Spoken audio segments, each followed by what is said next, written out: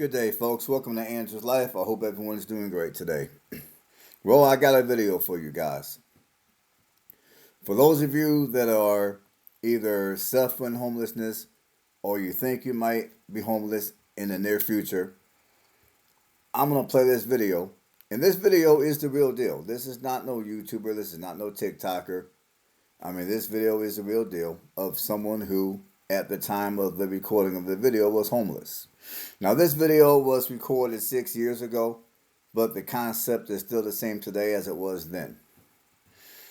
And this individual is going to basically show you how to survive homelessness in colder weather.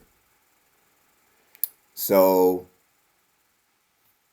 I'm going to go ahead and play this video for you guys, and then I will come back with a commentary. Yesterday, we told you about the number of homeless youth on the rise, but now that the weather is changing, all the homeless have a challenge: survive the cold. News Channel 2's Kirk Tupai joins us with an expert on surviving the harsh weather when you're homeless. John Bennett is a survivalist. He's also homeless. His reasons for choosing to be homeless are too personal to share on television, but his mission is to see that homeless people are able to survive in the elements. People that go to the mission have never been homeless. Some of them don't even know what camping is. You know what I mean? But they're right on the cusp of that edge of being homeless. John is certified in search and rescue, so he's using his skills to pass along to those who find themselves stuck in the elements. He recommends dressing for the cold in layers, but be careful about overdressing. Sweating in the winter will kill you. You'll calm down, you'll get in the bunk, and that frozen ice sweat will encapsulate that cold in your body. Choose clothing options wisely if you can. Wool, it'll save your life. It will save your life. Don't depend on anything else that they spend billions of dollars trying to create, when seriously, the simplest thing is the most effective. When it comes to essential tools for survival, having a way to light a fire ranks at the top. Well, the Bic is going to be always number one. There's other choices like this ferrocerium rod. I got one on my more light my fire. It's just mesh metal. Lighting a fire is easy if you know where to find the proper fuel. The birch tree has bark that is ideal for starting fires. And that has birch oil in it, and it's highly flammable. You strike a ferro rod to that, and that'll light right up. So we're going to start a fire with that today. It's a great tinder fire starter. If you're unable to find shelter, you can always build your own debris shelter with branches and anything to keep the elements out. Right after we build the shelter, first thing I want to do is build a fire. Yep. There it is. And then what I'll do is I'll just lay this right over that. That'll burn for a minute. It's all that birch bark in there. John explains the many benefits of having a fire. A lot of people just give up when they're lost or in need. The fire, it keeps you occupied. It's a great mental stabilizer. It keeps you in tune. You don't think about all the freezing and the bad things, so you just stare into a nice warm fire. It does great for the mind. John will be teaching a survival course at the Rome Rescue Mission on Wednesday, November 20th from 10 to noon at the Rome. All right, folks. I hope you guys learned something out of the video. I hope you got something out of the video. I remember when I made my initial video that did very well.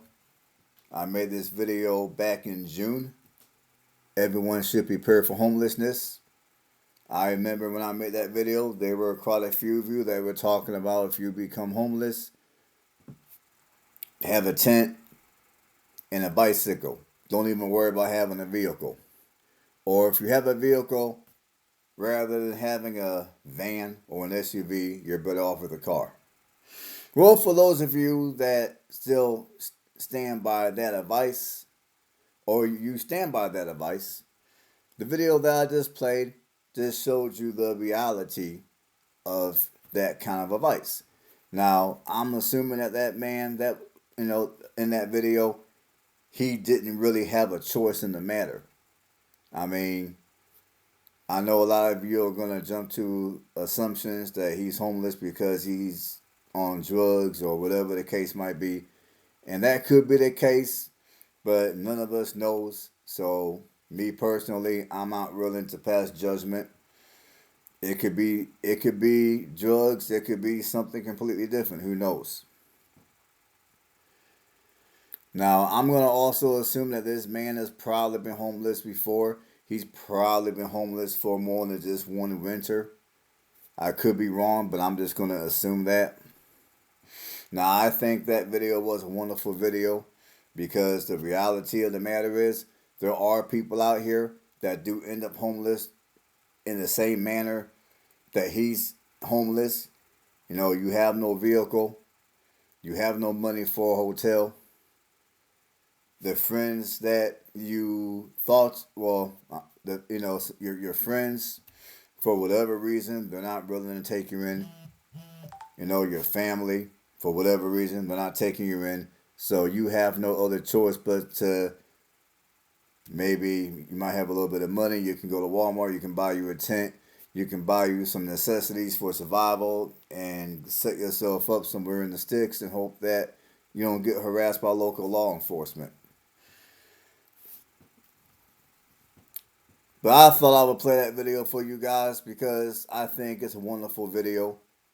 I think for those of you who are homeless and you have no vehicle, you have little to no money, I think that video does a good job of helping people survive homelessness in that manner. Because knowing how to survive homelessness, especially in a colder climate, could be the difference between life and death. So hopefully you guys enjoyed the video. Hopefully you guys got something out of the video. And again, I know some of you guys are going to be judgmental about the man. It is what it is. Hopefully it doesn't happen to none of you guys. And I'm going to leave you on that note. Stay blessed. Catch you guys on the next one. Here we go. Come on. This is what we live in. Along the banks of the KK River, Gotta walk underneath a little bit. we found Edward living under a bridge. This is where we sleep. Yeah, we don't have much. This is it right here. I'm freezing half to death every night. What do you do at night to survive the night? What I do at night is I wrap myself up in as many sleeping bags as I can. It's cold at night, man. It really is. And down here, especially on top of concrete. When you look at your setup here, what kind of goes through your head? What do you feel? I just have no family left. I'm all alone. Edward says he's been on the streets for 2 years now, It's so cold, your body just freaking aches. and it's starting to take its toll. I can't take this much longer, man. There's nothing worse in your life than coming home and facing something like this. Nothing worse. His pain is evident as he prepares for another frigid night under a bridge in Milwaukee.